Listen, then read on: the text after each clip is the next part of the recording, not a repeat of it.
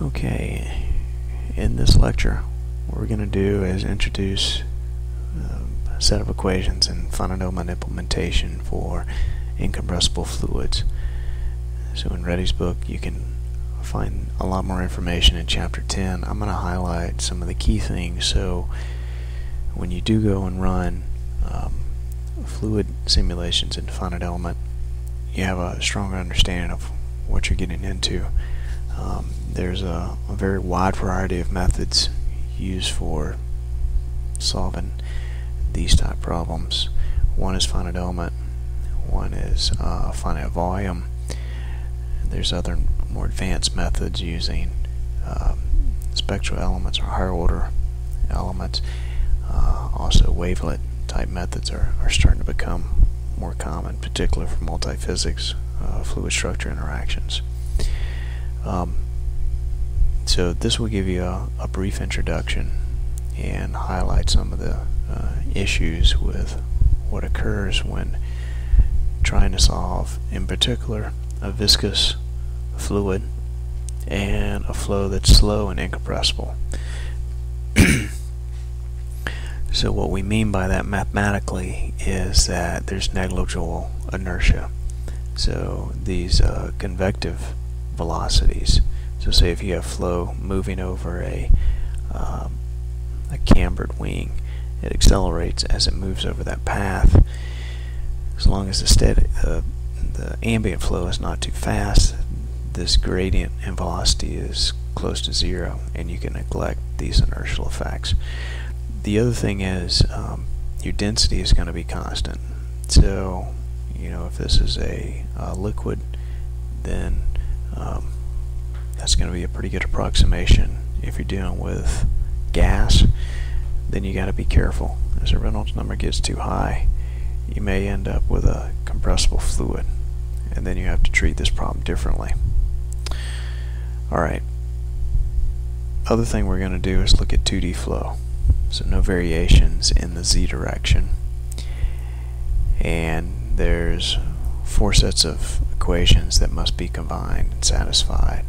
So you have linear momentum, which is basically your force balance, and inertial effects. You have conservation of mass, it's also called continuity equation.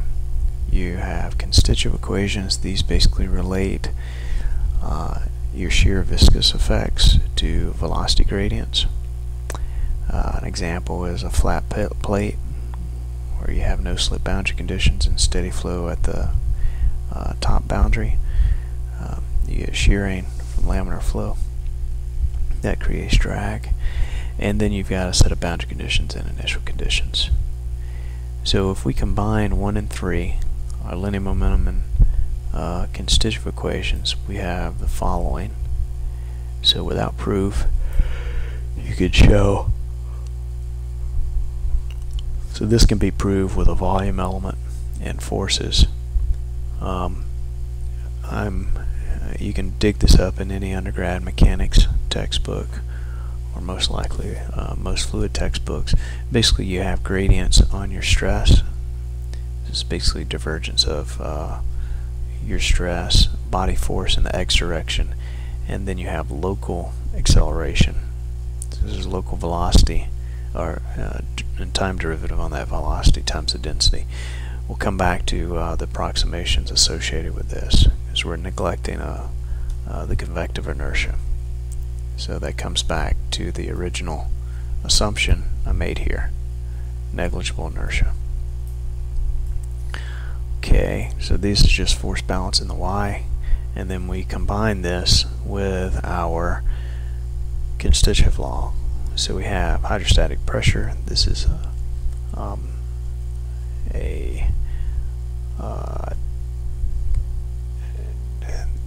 this is a normal stress minus hydrostatic pressure.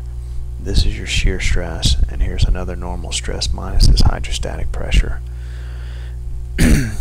Then we take this relation. So here's your dynamic viscosity, here's your velocity gradient in x, here's your shear velocity gradients.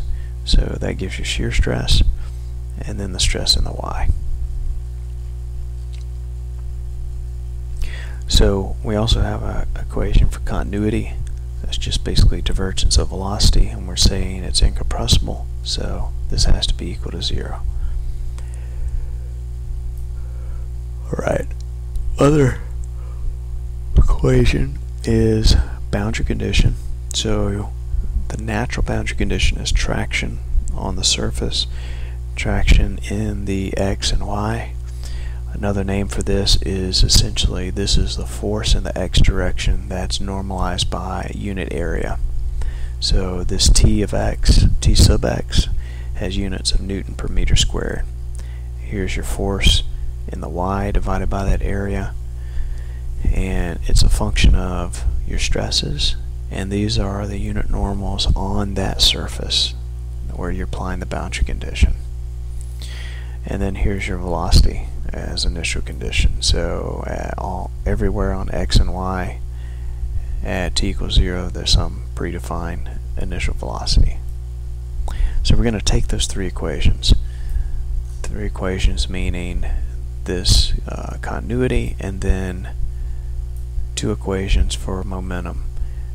So these two equations can be, the constitutive law for the stresses can be substituted in, and notice those are related to velocity gradients. So this can be written entirely in terms of velocity gradients. Okay.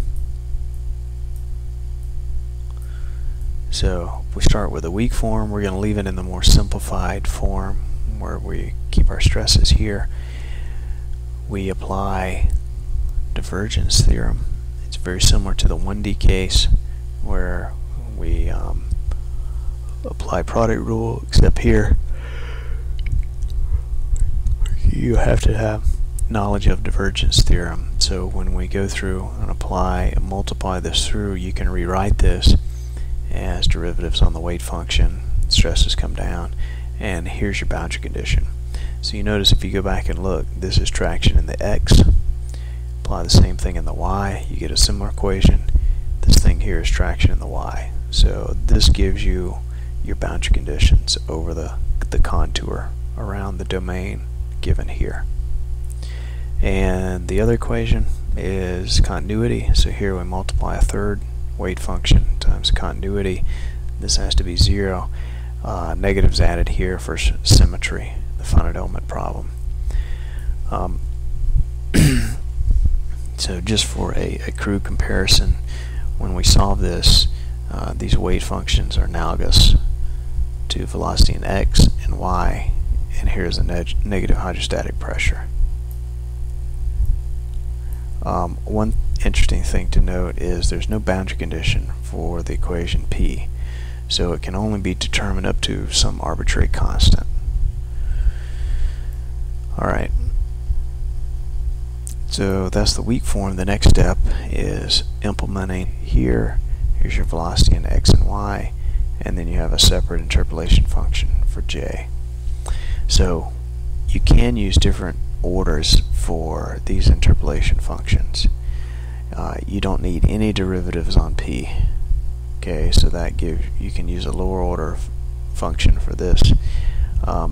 You need to be able to compute velocity gradients, so you need higher order for psi. Alright, now coming back to this issue about inertia and convective velocities. So if you start with the Navier-Stokes equation, where one equation within that is continuity, here's your material time derivative, here's your divergence on velocity. If this is incompressible, then this equals 0, this is automatically 0. As a side note to keep in mind, your material time derivative has the local derivative, which we are including in our model, but you also have this convective velocity. So these indices I just means you have to sum velocity x, gradient of density in x, and velocity y, gradient density in y. So if you look up the equation for Navier-Stokes, you'll see something of this form. It's the negative pressure gradient. Here is the incompressible term.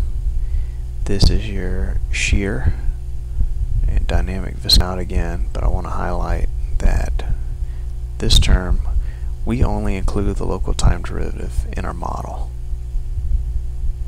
So here it is. We set this to 0 since it's incompressible. So you have pressure gradient, you've got shear effects, maybe body force, and then local time derivative on velocity. So that's the distinction with what we solve numerically and where it breaks down.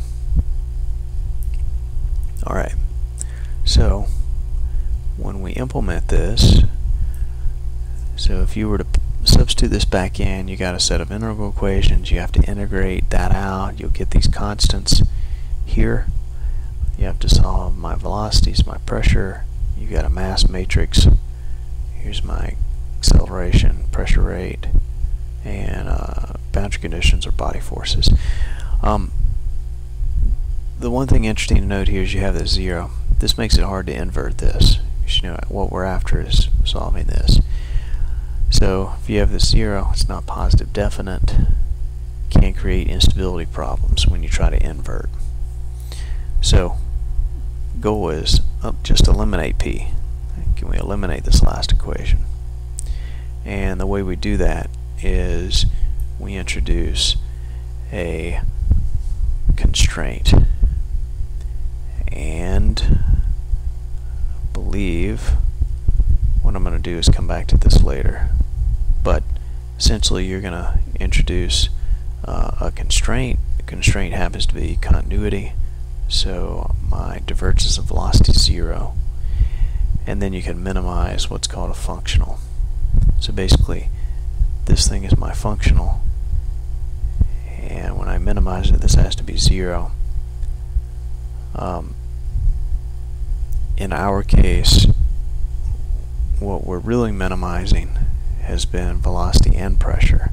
So this variation in I, you take derivative on velocity, derivative on pressure, so you get 2 equations for velocity, a pressure, an equation for pressure.